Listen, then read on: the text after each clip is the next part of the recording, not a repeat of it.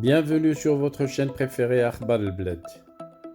Monsieur Nasser Bourita rencontre son homologue hongrois Péter Szijjártó à Budapest.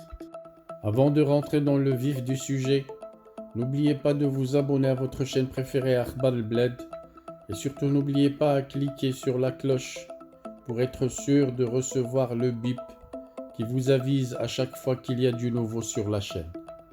Cliquez sur la cloche, vous recevrez un bip. Le reste de l'acheminement de l'information urgente vers votre portable, votre PC ou votre ordinateur portable, c'est Akhbar el-Bled qui va s'en charger.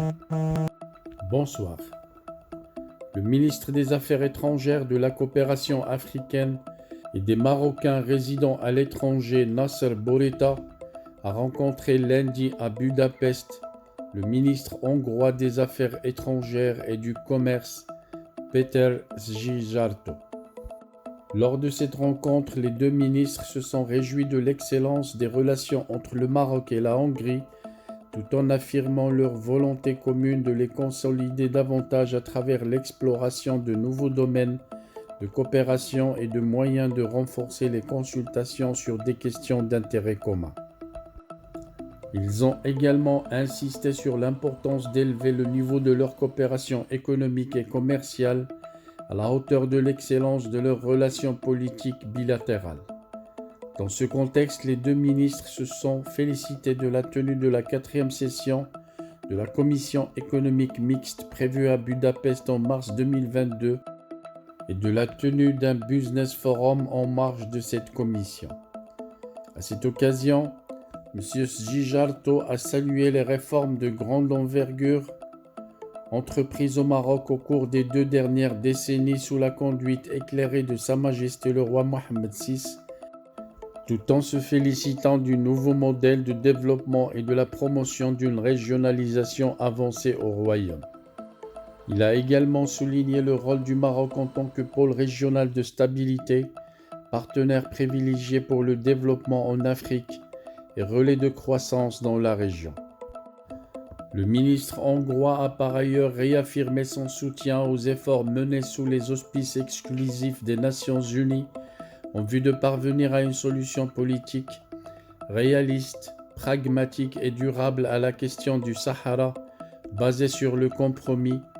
Il a aussi réitéré l'appui de son pays à la proposition marocaine du plan d'autonomie présenté au secrétaire général des Nations Unies le 11 avril 2007 et aux efforts entrepris par le Royaume pour le développement des provinces du Sud.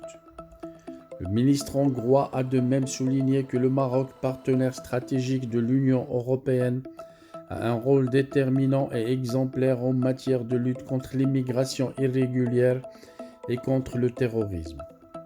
M. Szijjártó a en outre réitéré l'attachement au partenariat stratégique entre le Maroc et l'Union européenne et confirmé le soutien de son pays à l'appel du Conseil de l'Union européenne auprès de la CJUE contre les arrêts du tribunal de l'Union européenne au sujet des accords agricoles et de pêche Maroc-Union européenne.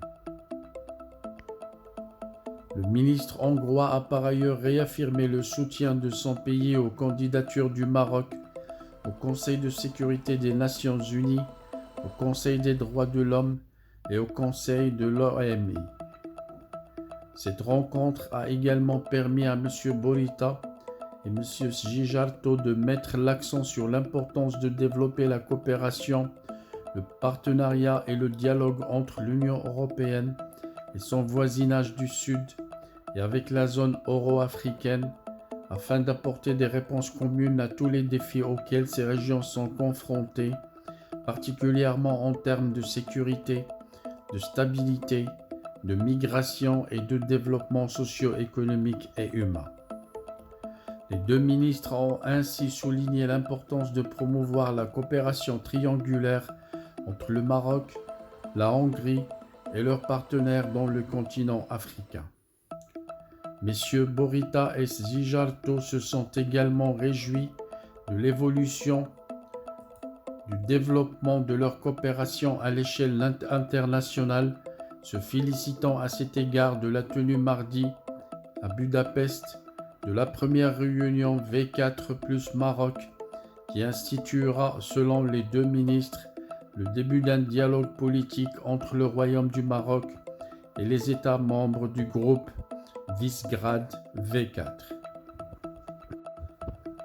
Pour rappel, le groupe Visegrad est une organisation intergouvernementale réunissant 4 pays d'Europe centrale, la Hongrie, la Pologne, la Tchéquie et la Slovaquie.